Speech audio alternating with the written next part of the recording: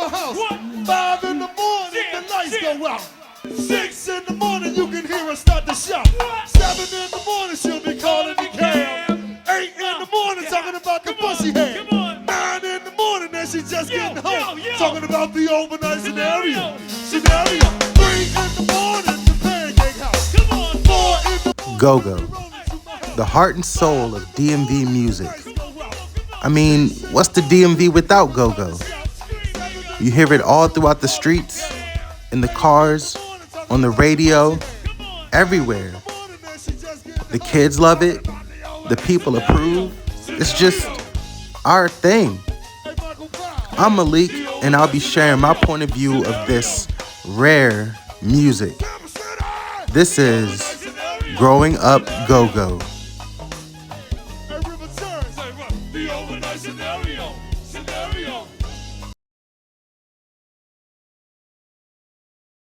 Go-Go was born sometime in the late 60s. Hell, I wasn't even born yet, so how can I cover the origins? And with the little research I did, Wikipedia doesn't even know either. It's cool to have something from my city that no one really knows the origins of. Well, I grew up here, so I should know this. My personal origins with Go-Go dates back to my childhood. The godfather of Go-Go himself, Mr. Chuck Brown, was played all throughout the house at Grandma's. I remember it was Bustin' Loose or Don't Mean a Thing always on the radio. Now, I'm not a Go-Go head, but I am from the DMV, and I did grow up listening to it, and I'm a self-considered music nerd, so I feel my opinion is valid. I was born in 1996, and as Chuck Brown was running the airwaves, so were local bands. As I got older, I kept hearing more and more bands record go-go music. From Backyard Band, to Rare Essence, to CCB.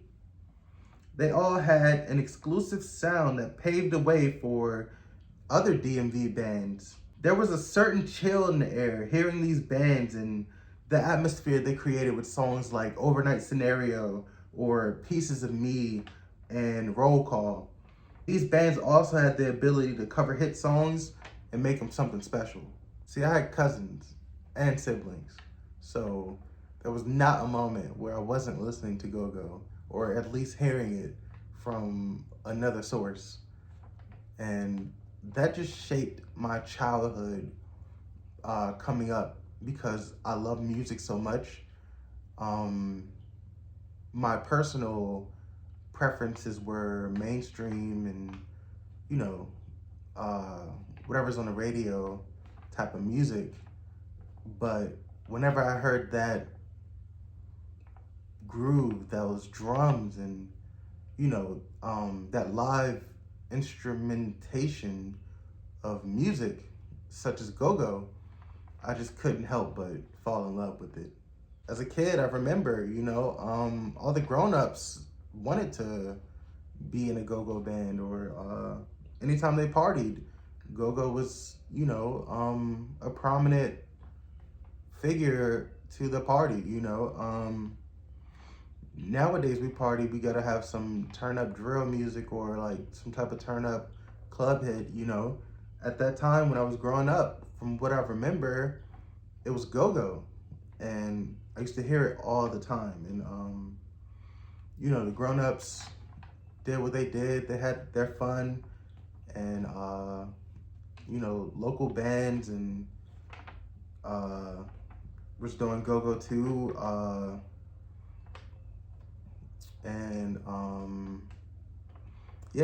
I remember a lot of go-go on the radio, Chuck Brown specifically, just because my grandmother was a fan of Chuck Brown, and my aunts and uncles also were fans of local bands of go-go music, so I was surrounded by it anyway. The bounce. The bounce beat was introduced to me around the time I was in middle school. What the bounce wasn't just covering songs.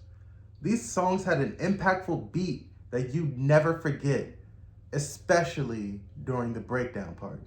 Reaction Band was the first band I heard with the bounce beat, as I was pretty late to it. As I said, I'm not a go-go head. I just love music. And if it sounds good, I'm gonna listen to it. Yeah, to speak about the bounce, I remember being in school and kids just listening to go-go on their phones and things like that. And someone came up to me and said, "You gotta hear this bounce beat. That's what it's called. You're gonna love it, blah, blah, blah." And before then, I just remember, the whip wops, butterfly, roll call, CCB type songs, And when I first heard the bounce beat, I was like, this is incredible. It's just a breakdown of the song. Like maybe in the middle of the song, it's just a breakdown, and you get to like really feel the energy of the song. And it's more than just covering another artist's song. It's making that song your own. And those bands were really good at doing that. The events these go-go's would put on were astronomical. All the teens and young adults were going to them. And could you blame them? All in all, go-go is a very DMV exclusive. And if you're watching this from another state, apart from Maryland, Virginia, or DC, you probably have no idea what I'm talking about. But if you're from the DMV and grew up with go-go like I did, I'm sure it holds a special place in your heart.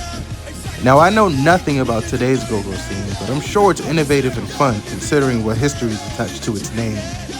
Once again, I'm Malik, and this was Growing Up Go-Go. If you liked the video, leave a like, comment, and subscribe. Also, tell me your favorite era of go-go, and if you listen to it now. Thanks. See you guys next time.